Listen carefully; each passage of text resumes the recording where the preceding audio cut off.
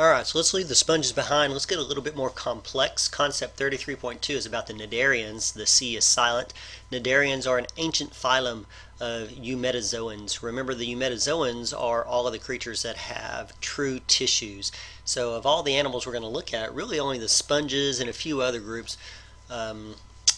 don't have true tissues. All the other creatures we're going to look at from this point forward do have tissues in varying amounts or complexity, and they're all called eumetazoa or eumetazoa.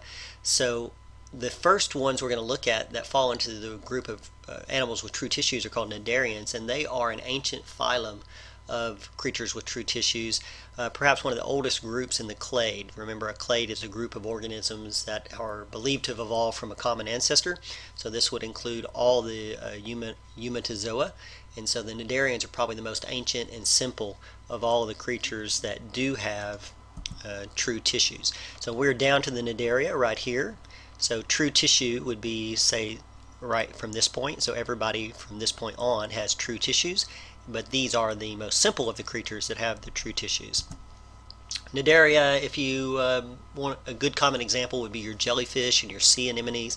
Cnidarians have diversified into a pretty wide range of both sessile and motile forms. Sessile meaning they stay in one place, they're anchored into a spot, and motile means they can move around, although remember that most of these motile cnidarians are planktonic. They just kind of float around. They don't really actively swim. This would include your jellies, jellyfish, corals, hydra. They exhibit a relatively simple diploblastic radial body plan. So diploblastic, remember, they have two germ layers, the ectoderm and the endoderm, and they have a radial body plan. The basic body plan of a cnidarian is kind of a sac with a central digestive compartment called the gastrovascular cavity, and that single opening actually acts as both his mouth and his anus. So be happy that you're not a jellyfish. There are two variations on the body plan, the sessile, what we call a polyp, and the motile medusa, which both of those sound pretty cool, sessile polyp and motile medusa. Some cnidarians exist only as one form or the other, and some of them actually go through both stages at some point in their life. A polyp adheres to a substrate by the boral end of its body, so a polyp is stuck in place. Think of a sea anemone or coral. That would be a sessile polyp. A medusa is like a jellyfish, a free-floating, moving around bell-shaped body with its mouth on the underside. So medusa do not attach to the substrate, but they float freely in the water or sort of actively move around. So here are the two versions. Like a coral or a sea anemone would be the polyp, where they're kind of rooted in position. Their gastrovascular cavity kind of in the center, and then this is the single opening that acts as both their mouth and anus, and then they usually have various tentacles of various kinds. And then the medusa version is like this, kind of a take this and turn it upside down, and you get this kind of bell shape with the mouth toward the bottom. This would be more like a jellyfish. Cnidarians are carnivores. They eat other creatures. Of course, what they eat is generally very small, although some of the larger jellyfish and sea anemones can eat everything from small fish to other creatures. They use their tentacles to capture their prey and pull it in toward their mouth.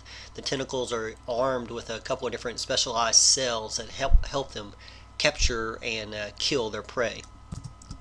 These specialized cells on the tentacles are called cnidocytes. The cnidocytes are unique cells that help either in defense or capture and killing a prey. The nematocysts are specialized organs within the cnidocytes that usually eject basically like a stinger. It's like a thread, a stinging thread. Cnidarians have very simple forms of contractile tissues and nerves, but no true brain. So they do have tissues, and they do have not really muscle tissue, but what they call contractile tissue, and they have a very basic nervous system, but they don't have cephalization, they don't have a head, they don't have a true brain. So let's take a look at some of those parts here. So take a looking at the tentacles. This would be like a hydra or say a sea anemone. At the end of these tentacles, they have these little, almost like little hairs, and so this is called a nematocyst inside, and there's a little trigger here, and this entire thing is called a cnidocyte. And the nematocyst is like a little triggered hair, and you see it has like a little pointy barb and it's threaded up inside, and when it's triggered it can actually fire that outwards, and so it can fire that, and basically it's like a stinging nettle, kind of like a stinging little pointed barbed thread that can be used for either defense or to attack and kill prey. The phylum Cnidaria is divided into 4 major classes. I'm not going to expect you to know a tremendous amount about each of the 4 classes. I want you to know more about just Cnidarians in general. And so everything that we've covered up to this point, that would be the main portion of what I would want you to know. But if we can look at some of the 4 major classes and just briefly kind of talk about them, and I'll try to point out maybe some of the highlights. So the 4 major classes, and again, I may not get all these names pronounced properly. Again, I would hate to have to do all this verbally, verbally testing your biology skills. It would be a nightmare. Hydrozoa, Cyphozoa, Cubozoa, and Anthozoa. Here's some great pictures of all of them, but again, I'm not going to mention a lot of detail, but just maybe some generals and maybe just some interesting facts, or maybe mention some of the ones you might be already familiar with. So the hydrozoans, include some of the freshwater cnidarians, which there's not a lot of them. Most of them live in the oceans, but there are a few freshwater cnidarians. Most hydrozoans alternate between polyp and medusa form, and probably the one that I would mention or you might be familiar with is called the hydra. And a hydra is a commonly studied one in biology classrooms. It's a freshwater cnidarian. It exists only in the polyp form, and we often study it because it's a great example of asexual reproduction. It normally reproduces by budding. So you see here's the main parent hydra, and here's a bud that will eventually be released from the parent. So this is a good example of asexual reproduction, and that's why we study the hydra quite a bit. It's a good example of that, and it's a freshwater cnidarian, which is somewhat unique. Not a very lot of them around. I believe there's a video. If you take a look in the notes folder for chapter 33, you can probably find a video of a hydra budding. Here's an example of the life cycle of a different cnidarian, and it shows sexual reproduction. So this is a little bit different from the hydra that I just talked about, but here you have a cnidarian that has both a polyp form and a medusa form.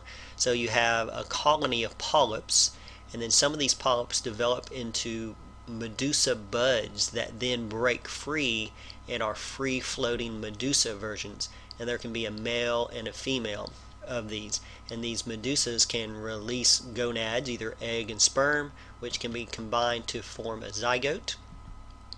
That zygote will implant itself someplace and develop into a polyp, and then again that whole process can continue.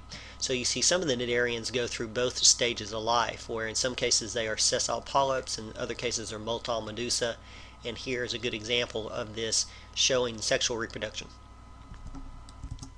The next class of cnidarians was the Cyphozoans. In the class Cyphozoa, the jellies, the jellyfish, the medusa are the prevalent form of life, and I just wanted to show you this picture, which is very cool because some of these jellies, some of these cnidarians are bioluminescent. They create light using chemical processes, and here are 2 pictures, good examples. This is floating freely in the water, and here's a bunch of them that have washed up along the shore, showing that bioluminescence.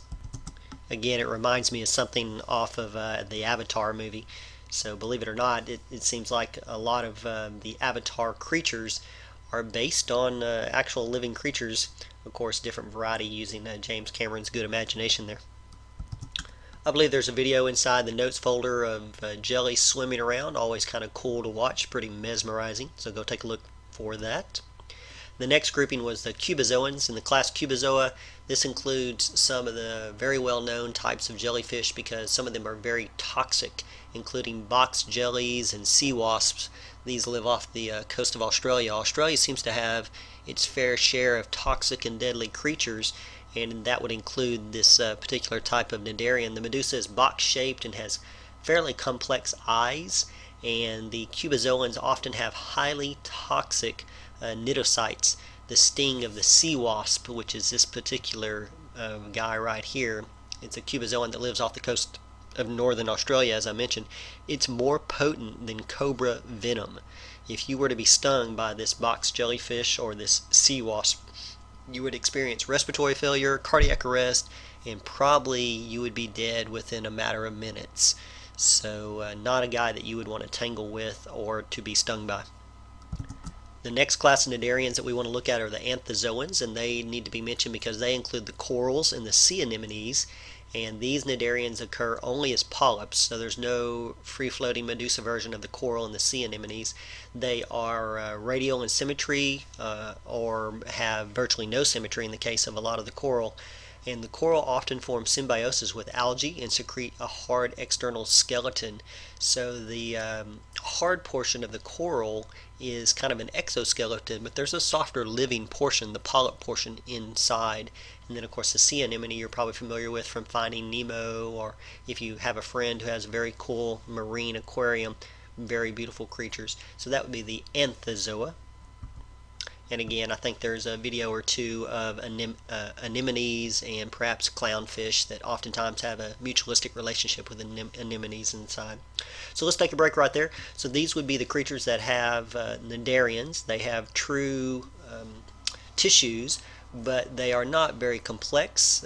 They tend to be fairly simple. They tend to have very basic examples of muscular tissue and maybe nervous tissue, but they lack cephalization, they don't have a true brain, and that type of thing. So let's stop right there and then we'll move on to some more complex creatures.